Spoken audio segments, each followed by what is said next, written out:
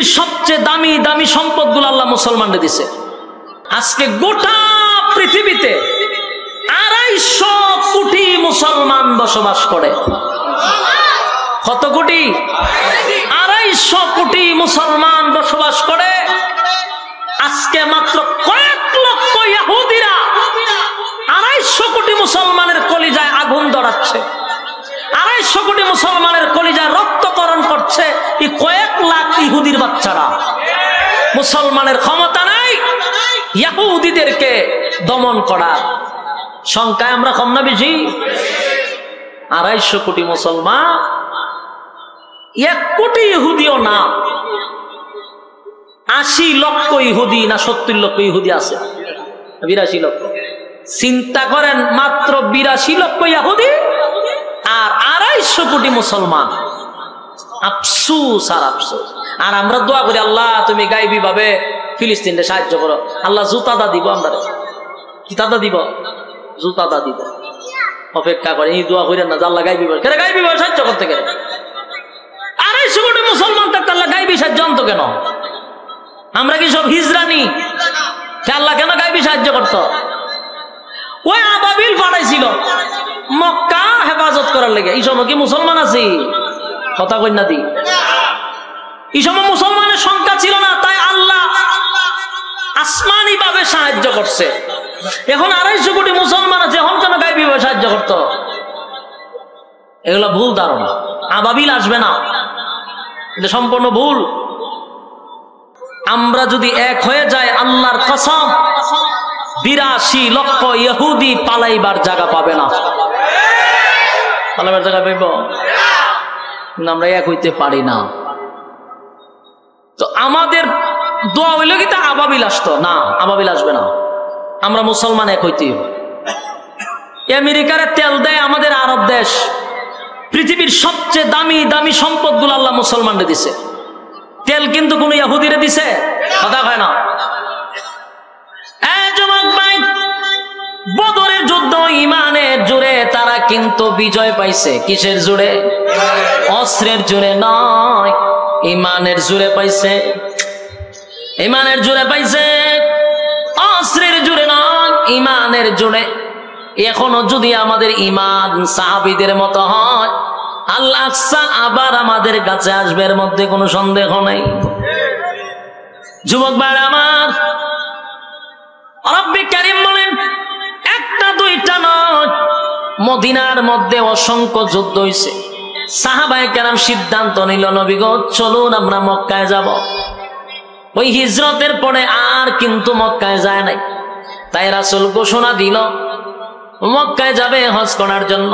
Medina থেকে একজন দুইজন নয়, 1500 সাহাবায়ে কেরাম লইয়া, 1400 সাহাবায়ে কেরাম লইয়া, বড়ি বেকা গুরু, তারপর হইল ছাগল, বেড়া, বকরি সব লইয়া গেছে মক্কায় জবাই করব, কুরবানি দিব।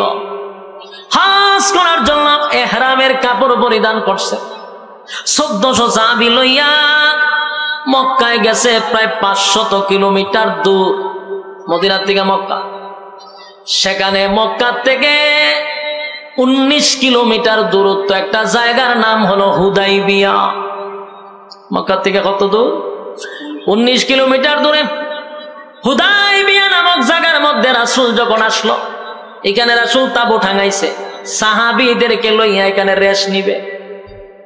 এর মধ্যে খবর হয়ে গেছে মক্কার মধ্যে আব্দুল্লাহর পুত্র মুহাম্মদ মক্কায় আসতেছে মক্কা দখল করার জন্য। নাউজুবিল্লাহ। মক্কায় আসতেছে মক্কা দখল করার জন্য, আব্দুল্লাহর পুত্র মুহাম্মদ আসতেছে। অথচ নবী আসছে কিসের জন্য? হজ করার জন্য নবী আসছে রে। মক্কায় খবর হয়ে গেল আল্লাহ নবী নাকি মক্কা দখল করার জন্য আসছে। মক্কার তখন যারা পরিচালনা করত আবু সুফিয়ানের নেতৃত্বে কিছু লোক আইসা নবীরে ব্যারিকেড দিছে। আব্দুল্লাহর পুত্র মুহাম্মদ, তোমারে আমরা মক্কায় ঢুকতে দিব না।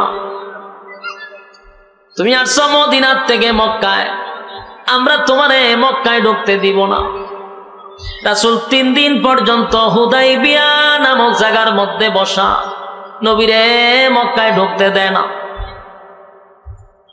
নবীর পক্ষ থেকে হযরত উসমানকে পাঠাইল দূত হিসাবে, তুমি গিয়া তাদেরকে বিষয়টা বুঝায় কো, আমরা যুদ্ধ করার লেগে আসি নাই, আমরা আসছি হজ করার লেগে, মারামারি করতেছি না।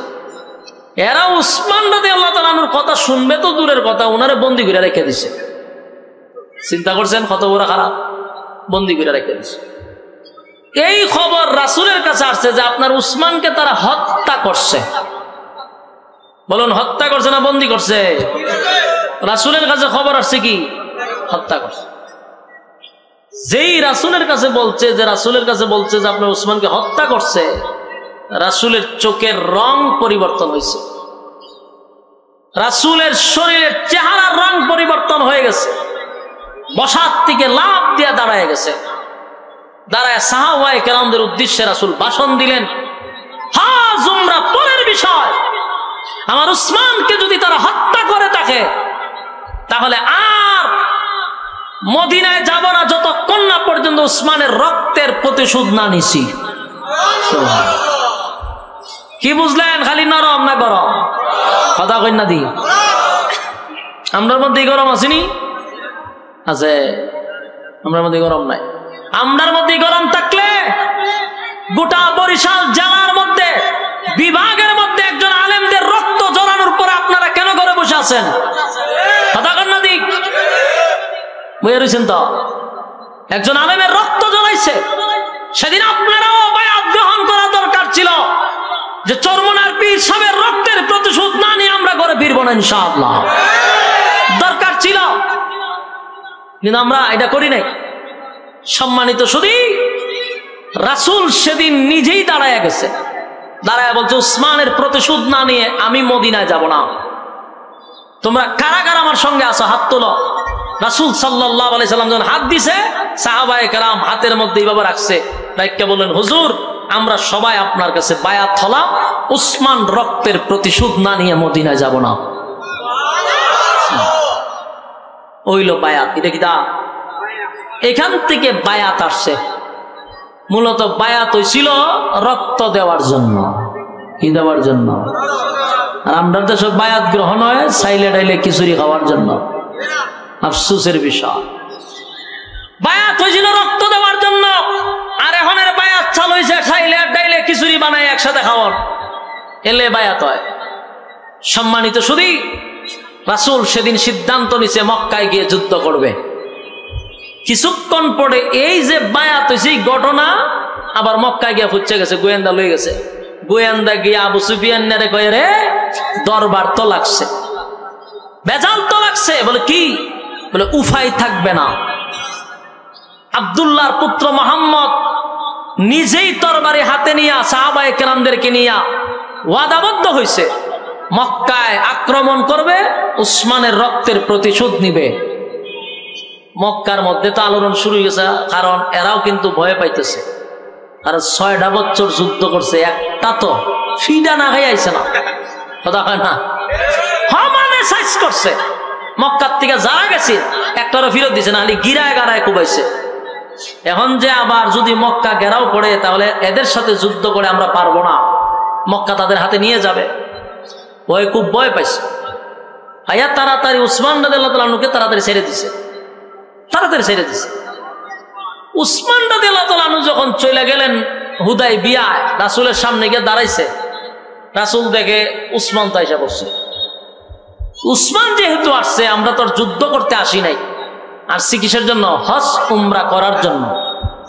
আমরা ভেবেছিলাম উসমানকে হত্যা করছে। উসমান যেহেতু জীবিত আছে, সেখানে আর আমাদের যুদ্ধ করার কোনো দরকার। রাসূল শান্ত হয়ে গেছে। কিন্তু মক্কার মানুষ রাসূলকে মক্কায় ঢুকতে দেয় না। কিছুক্ষণ পরে আপনার আসছে, মক্কার যত বড় বড় লিডার ছিল সবগুলা রাসূলের সামনে আসছে। আয়েশা বলতেছে, আপনি কেন আসছেন? আল্লাহর রাসূল তাদেরকে সুন্দরভাবে একটা বক্তব্য দিয়ে বুঝাইছে। বলে, শোনো, 13টা বছর এক সাইডে আমরা মারছ, রক্তাক্ত করছ, বিটা বাড়ি ছাড়াইছ, প্রতিশোধ নেওয়ার জন্য মদিনার থেকে মক্কায় আসি নাই। প্রতিশোধ নেওয়ার জন্য মক্কার থেকে মদিনায় আসি নাই। আসছি হজ উমরা করার জন্য। এখন মক্কার মানুষ কইটা যদি হয় কথা, তাহলে আমাদের কিছু চুক্তি আছে, আপনাকে বিনা চুক্তিতে আমরা মক্কায় ঢুকতে দিব না, কারণ আপনি আমাদের অনেক লোকরে মারছেন। এখন আপনারা যে আমরা ঢুকতে দিব এটা আমাদের বিশ্বাস হচ্ছে না। সুতরাং চুক্তিতে আসুন, সন্ধিতে আসুন। ওই হুদাইবিয়ার সন্ধি হয়, ইতিহাস যারা পড়ছেন সন্ধি শুনছেন তো, এই হুদাইবিয়ার সন্ধি এখানে দাঁড়ায় হয়। বলে সন্ধি কি? বলে আমাদের কিছু শর্ত আছে। শর্ত হলো 10 বছরের ভিতরে আপনাদের আর আমাদের মধ্যে কোনো যুদ্ধ হবে না। ওই যুদ্ধ বন্ধ করে দিচ্ছে মক্কার মানুষ, বলছে যুদ্ধ হইতো না। রাসূল কাচ্চা মাইনা নিলাম, যুদ্ধ করতাম না। 2 নম্বর হলো এই বছর আপনারা হজ উমরা করতে পারবেন না। চিন্তা করেন কত বড় খারাপ। এই বছর হজ উমরা করতে পারবেন না। তোমরা তো 10 বছর যুদ্ধ করতাম না, মাইনে নিছি, উমরা করতে দিবা না, কেন দিতাম না। আগামী বছর আইবেন, আইয়া এই বছর একটা খাজা করে যাইবেন। দেন মানেননি, নাইলে বাদ দেন। রাসূল কয় আচ্ছা আমি মানলাম। সাহাবায়ে কেরাম ছিল 1400, এর মধ্যে উমরও আছে। মেজাজ উমরের এমন গরম হয়েছে, তরবারি বাইর করে আর ভিতরে ঢোকায়, বাইর করে আর ভিতরে ঢোকায়। রাসূল দেখছে লক্ষণ ভালো না, উমরে কুন্ডারে গর্দান ফালাইয়া দেয়। উমরের আগে ছুড়ে আর সহ্য করতে পারতেছে না। সাহাবায়ে কেরামরা হুজুর এই বছর আমাদেরকে হজ করতে দিতেছে না, উমরা করতে দিতেছে না, আর আপনি শর্ত মানতেছেন, এটা কেমনে হয়? রাসূল বলেন আমি যা জানি তোমরা তা জানো না। এরপরে এরা আরো শর্ত দিছে, আমাদের মক্কা থেকে কোনো মানুষ যদি মদিনায় যায়, ইসলাম গ্রহণ করে, আপনারা তারে আমার দেশে আবার ফেরত দিতে বাধ্য থাকবেন। রাসূল কয় মেনে নিলাম। হয় আমার আপনারা মদিনার থেকে যদি আমরা মক্কার ভিতরে কেউ ঢুকায়, আমরা ফেরত দিতাম না।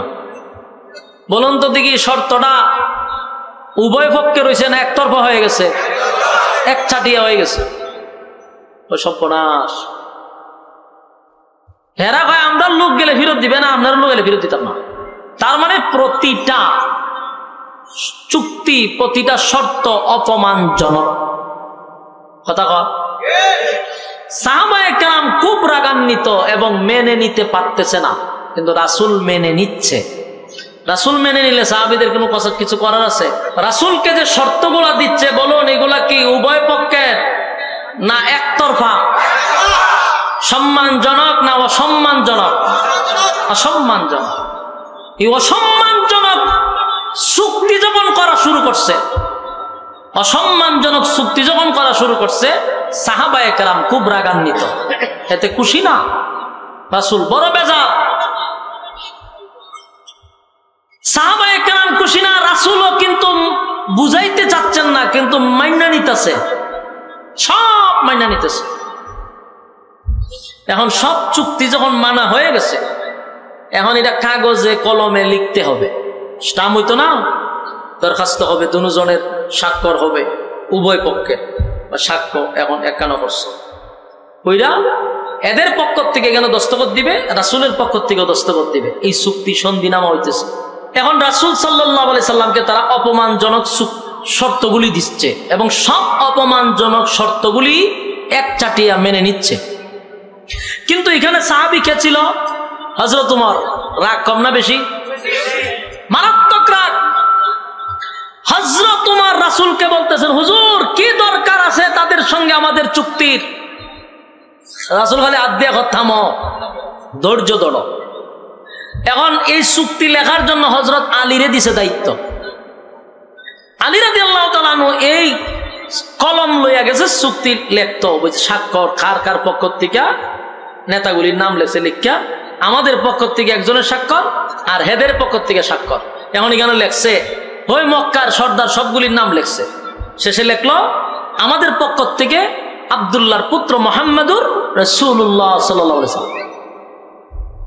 মক্কার লিডাররা কয় দাঁড়াও, এই কাগজ আমরা মানি না। বলুন শর্ত রাসূল দিছে না হেরাই দিছে? হেরাই দিছে, হেরার কথাই সবকিছু ওকে। এখন কই এই কাগজ আমরা মানি না। কেন মানেন না? যেই কাগজে রাসূল থাকবে এই কাগজ মানি না। আপনারা কিতাব বুঝুন, আমার কথা শুনুননি আপনারা? যেই কাগজে রাসূল থাকবে এই কাগজ সম্মান না অসম্মান? চরম পর্যায়ের অসম্মান, চরম পর্যায়ের বেজ্জতি। রাসূলকে বসাইয়া 1400 সাহাবায়ে কেরামকে এখানে দাঁড় করাইয়া বলতেছে রাসূল লেখা থাকলে কাগজ মানি না। অহংচ সব সাহাবীদের চোখের রং পরিবর্তন হয়েছে, লাল হয়ে গেছে। আর তরবারে আড্ডা ধরে চাইলে অনুমতি দিত আর গর্দান ফেলাই দিত, কিন্তু রাসূল তো অনুমতি দেয় না। হেরার যুক্তি হলো 13 বছর তোমরা মারছি, বিঠা বাড়ি ছাড়াইছি এই রাসূলুল্লাহর কারণে। আমরা তো তার আব্দুল্লাহর পুত্র মোহাম্মদ মানি, রাসূল মানি না। রাসূল যদি মানতাম তো তোমরা আর আমরা একই থাকতাম। মানি না বিদায় মক্কা থেকে মদিনায় গেছ, মানি না বিদায় মক্কায় ঢুকতে দিচ্ছি না। তাহলে এখানে যদি রাসূলই থাকলো, মুখে না মানলো, কাগজে মাইনা নিতাজি। কথা কই না দি? কাগজ যদি রাসূল থাকে তাহলে কাগজে কলমে তো মাইনে নেওয়া লাগতেছে। সুতরাং রাসূল থাকলে আমরা এই চুক্তিতে যাব না। আল্লাহর রাসূল তখন বলতেছে, আলী কাগজটা হইল 10 বছরের চুক্তি। 10 বছরের জন্য কি আল্লাহ আমার রাসূল বানাইছে? কথা হয় না? তাহলে কাগজে আমার নাম থাকলে কি আর না থাকলে কি? রাসূলুল্লাহরা কাটটা দাও, চুক্তিটা মাইনা নাও। কিন্তু সব সাহাবী দাঁড়ায় গেছে। দাঁড়ায় উমর কই, হুজুর আর বরদাস্ত করতে পারতেছি না, তাদের সাথে আমাদের কিসের শর্ত? উমর দাঁড়ে খাড়িয়ে, হুজুর আমার প্রশ্নের জবাব দেন, আপনি কি সত্যি আল্লাহর রাসূল? এটা উমরের কথার সিস্টেম দেয়। রাসূল আপনি কি সত্যি আল্লাহর রাসূল? রাসূল হ। আমরা কি সত্যের পক্ষে আছি? হ। এরা কি বাতিল পক্ষে আছে না? এরা কি সত্যের পক্ষে আছে না বাতিল? বাতিল। এরা যদি বাতিল হয়, আমরা যদি সত্য হই, আপনার যদি সত্য নবী হন, মাঝখানে আবার কিসের সন্ধি? অনুমতি দেন, একটারও বডির থেকে গর্দান রাখবো না, আমি উমরই একা যথেষ্ট। এদের সাথে কিসের সন্ধি? আল্লাহ রাসূল থামো থামো। উমর আবার থামছে। এখন হযরত আলীরে কইছে লেখো। আলী কয়, কলমটা রাসূলের সামনে রেখে দিছে। হযরত আলী বলেন, ছোটবেলা থেকে আমি আপনার সঙ্গে থাকি, আপনি আমার চাচাতো ভাই এবং আপনি আমার শ্বশুর। নবীজি আপনার অবাধ্য আমি কোনোদিন হই নাই, আপনার বিরুদ্ধে আপনার অবাধ্য আমি কোনোদিন হই নাই, হব না। কিন্তু আজকে আমি অবাধ্য হলাম, আমি আলীর দ্বারা সম্ভব না মুহাম্মাদুর রাসূলুল্লাহ শব্দটা কেটে দেওয়া, আল্লাহ নবীর শেষের নামটা রাসূলুল্লাহটা কেটে দেওয়া আমি আলীর দ্বারা সম্ভব না। আমি চাইলেও পারবো না গো নবী, আল্লাহর হস্তে মাপ চাই। নবীজি বুঝতে পারলেন কোন সাহাবী রাসূল কাটতে পারবে না, তাই নবী নিজেই কলমটা লইয়া রাসূলুল্লাহটা কেটে দিল। সব সাহাবীদের কলিজাটা যেন ফেটে ভেঙে টুকরা টুকরা হয়ে গেছে। সাহাবীরা কান্দে আর বলে, 1500 সাহাবী, নবীর জন্য জীবন দিতে আমরা প্রস্তুত।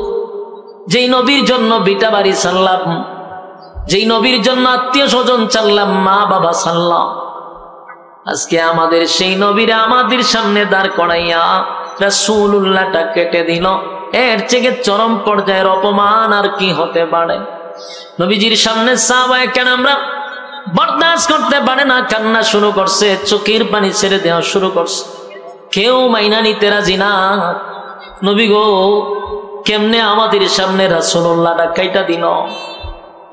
কেউ বরদাস্ত করতে পারে না। নবী বোঝায়, সাহাবীরা শুন, 10 বছরের চুক্তিনামা, 10 বছরের চুক্তিনামার মধ্যে রাসূল থাকলে কি আর না থাকলে কি? আমার আল্লাহ রাসূল বানাইছে কিয়ামত পর্যন্ত। কিন্তু সাহাবায়ে কেরাম মেনে নিতে পারলো না। 1400 সাহাবীদের সামনে রাসূলুল্লাহটা কেটে দিল, বরদাস্ত করতে পারে না। মনের মধ্যে কষ্ট লইয়া চুক্তিনামাগুলি মেনে নিল, সন্ধি মেনে নিল। এবার আল্লাহর নবী ডাক দিয়া বললেন, সাহাবীরা রে, মক্কায় তো আর ঢুকতে দিল না। বেড়া বকরি জানছিলা জবাই করার জন্য, হুদায়বিয়ার ময়দানে জবাই করে ফেল। এখানে জবাই করে এখানে কুরবানি দিয়া তারপরে আমরা মদিনার দিকে রওনা দিব। 1400 সাহাবী আল্লাহর নবীর নির্দেশ পালন করতে গিয়া পরিবেকরা বকরি গুলা, ভেড়া গুলা সবগুলা হুদায়বিয়ার আশেপাশে জবাই করে দিছে। জবাই করে সাহাবায়ে কেরামরা আশা লইয়া, বুক ভরা আশা লইয়া, 6টা বছর পরে আসছিল মক্কায় যাবে, নিজের জন্মভূমিতে পাড়া দিবে, খানায় কাবা জিয়ারত করবে, হজ করবে, উমরা করবে, কিন্তু দিল না। বুক ভরা ব্যথা লইয়া 1400 সাহাবী রাসূলের অনুমতিতে মদিনার দিকে আবার রওনা দিছে। 1-2 কিলো নয়, 500 কিলোমিটার দৌড়াইয়া মরুভূমির রৌদ্র দিয়া 1400 সাহাবী মদিনার দিকে রওনা দিছে, কিন্তু ভিতরে একজনেরও শান্তি নাই। কোন সাহাবী তো নবীর সামনে কথা বলতেও পারে না, কেউ নবীর সামনে কথা বলার সাহসও পায় না।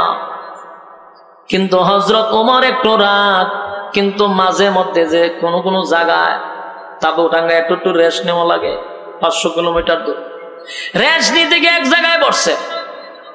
হযরত ওমর আর ধৈর্য ধরতে পারছে না, রাসূলের সামনে গিয়ে আবার দাঁড়াইছে।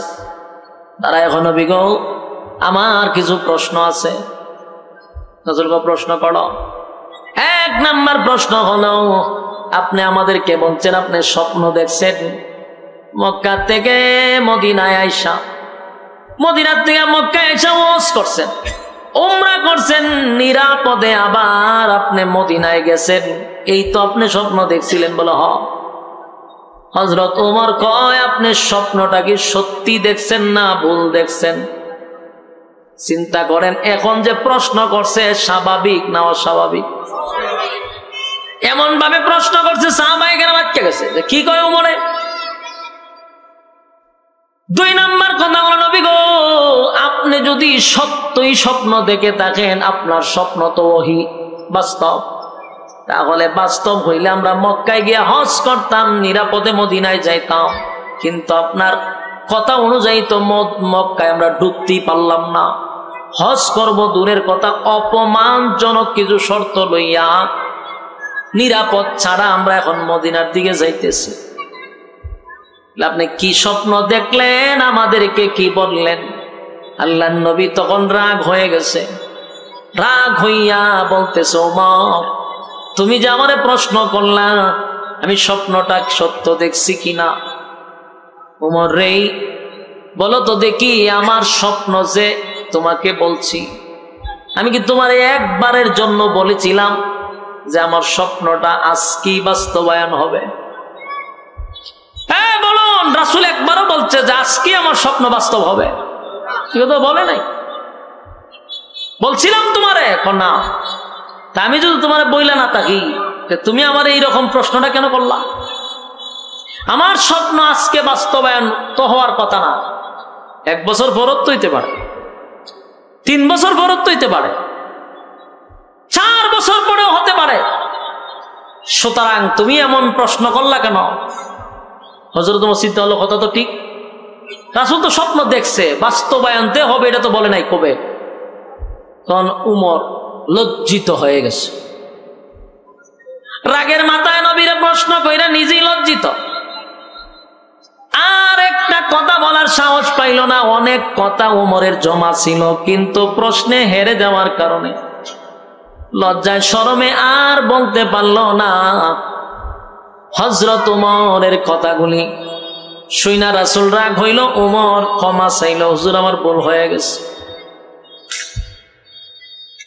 1400 সাহাবীর কলিজায় ব্যথা লইয়া মদিনার দিকে রওনা দিল। মনের মধ্যে কষ্ট হলো, 1400 সাহাবীরে দাঁড় করাইয়া এতগুলা অপমানজনক শর্ত দিল, আবার রাসূলুল্লাহটা কেটে দিল। এই ব্যথা লইয়া মদিনায় গেছে রে, যেই মাত্র মদিনার ধার প্রান্তে চলে গেছে, আমার আল্লাহ ফেরেশতা পাঠাইয়া আমার তেলাওয়াতকৃত সূরা ফাতিহা নাজিল করে দিয়েছে। সুবহানাল্লাহ। ওই যে আপনাদের সামনে সূরা তেলাওয়াত করেছে সূরা ফাতিহা কেন নাজিল হইল, কোন কারণে নাজিল হইল? এই হুদায়বিয়ার সন্ধিটাকে কেন্দ্র করে সাহাবীদের দিল ভাঙ্গা মনটাকে খুশি করার জন্য মদিনার দ্বার প্রান্তে যখন আসছে আল্লাহ তখন সূরা ফাতিহা নাজিল করে। প্রথম আয়াতগুলি নাজিল করে সাহাবায়ে কেরামদেরকে সান্ত্বনা দিছে। এখন বুঝছেন কেন সান্ত্বনা দিছে? কথা কই না দি, আওয়াজ যায়নি। সান্ত্বনা কেন দিছে বুঝতেছেন? সাহাবায়ে কেরামদের ভিতরে বড় কষ্ট, মনের মধ্যে বড় আঘাত। আয়াতগুলি নাজিল করে দেয় মুহাম্মাদুর রাসূলুল্লাহ, মুহাম্মাদুর রাসূলুল্লাহ ওয়াল্লাযীনা মাআহু আশিদ্দাউ আলাল কুফফারি রুহামাউ বাইনাহুম তারাহুম রুকআন সুজদা। মুহাম্মাদুর রাসূলুল্লাহ, আল্লাহ ডাক দিয়া বলে নবী গো, আপনার 1400 সাহাবীর কলিজাটা ফেটে টুকরা টুকরা হয়ে গেছে। রাসূলুল্লাহটা কেটে দেওয়ার কারণে মনের মধ্যে তাদের কষ্ট ছিল। ও নবীজি, আপনার সাহাবীদেরকে সুসংবাদটা শোনায়া দেন। 10 বছরের কাগজের মধ্যে রাসূল থাকলে কি না থাকলে কি, আর আমি তাদেরকে খুশি করার জন্য রাসূলুল্লাহটা কোরআনের মধ্যে লিখে দিয়েছি। কোরআন থাকবে কিয়ামত পর্যন্ত, আপনার নাম থাকবে কিয়ামত পর্যন্ত। জোরে কোন সুবহান। মনের মধ্যে সাহাবীদের কষ্ট ছিল। একটা কাগজের মধ্যে রাসূলুল্লাহ না থাকার কারণে মনটা ভেঙে টুকরা টুকরা হয়ে গেছে।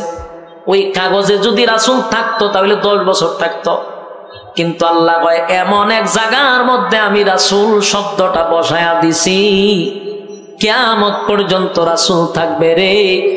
আমার নবীর নামটাও রাসূলুল্লাহ থাকবে। এই সূরা এই আয়াতগুলি আগে নাজিল করিয়া রাসূলুল্লাহর সাহাবীদেরকে আল্লাহ খুশি করে দিয়েছে। এখন তো মনে খুশি না বেতা, কারণ কাগজের লেখার মধ্যে না থাকার কারণে কষ্ট ছিল। এখন তো কোরআনে রাসূলুল্লাহ বসায়া দিছে, কিয়ামত পর্যন্ত রাসূলুল্লাহ নাম থাকবে। সুবহানাল্লাহ। এই আয়াতগুলি নাজিল করে সাহাবীদেরকে খুশি করছে, সাহাবীদেরকে খুশি করছে। আমি আপনাদের কাছে জানতে চাই, খালি কি সাহাবায়ে কেরামরাই কষ্ট পাইছে, না আমার নবীও কষ্ট পাইছে? নবীর ভিতরে কষ্ট আছে না নাই? বড় আশা লইয়া 1400 সাহাবী লইয়া গেছিল মক্কায় হজ করবে, উমরা করবে, কিন্তু এমন একটা আঘাত পাই আসছে, নবীর ভিতরে কষ্ট আছে। আল্লাহর উপরে ধৈর্য নিয়া, আল্লাহর উপরে ভরসা কইরা সবগুলা নবী মেনে নিল, বিতর্কিতে গেল না, অপমানটা সহ্য করলো। আমার আল্লাহ বলেন আমার বন্ধু সবগুলা অপমানজনক শর্ত মেনে নিছে। বন্ধুর মনের মধ্যে কষ্ট আছে রে, বড় আশা লইয়া মক্কায় গেছিল হজ করার জন্য, কিন্তু বন্ধু ফিরে আসছে, বন্ধুর ভিতরে কষ্ট আছে। এই জন্য আল্লাহ সূরা ফাতিহা নাজিল করিয়া প্রথম অংশগুলা পড়ে নবীরে সান্ত্বনা করে দিছে। সুবহানাল্লাহ। যুবক ভাই দিলের কান লাগায় শুনেন, সূরা ফাতিহা নাজিল করিয়া শেষের অংশ সাহাবীদেরকে সান্ত্বনা করছে। সূরা ফাতিহার প্রথম অংশগুলি নাজিল করিয়া আমার নবীরে আল্লাহ নিজেই খুশি করছে। সুবহানাল্লাহ। আল্লাহ তখন নাজিল করে দেয় ইন্না ফাতাহনা লাকা ফাতহাম মুবিনা লিয়াগফিরা লাকা আল্লাহু মা তাকদ্দামা মিন যানবিকা ওয়া মা তাআখারা ওয়া ইউতিম্মা নি'মাতাহু আলাইকা ويتم نعمته عليك ويهديك صراطا مستقيما وينصرك الله نصرا عزيزا هو الذي أنزل السكينة في قلوب المؤمنين ليزدادوا إيمانا مع إيمانهم ولله جنود السماوات والأرض وكان الله عليما حكيما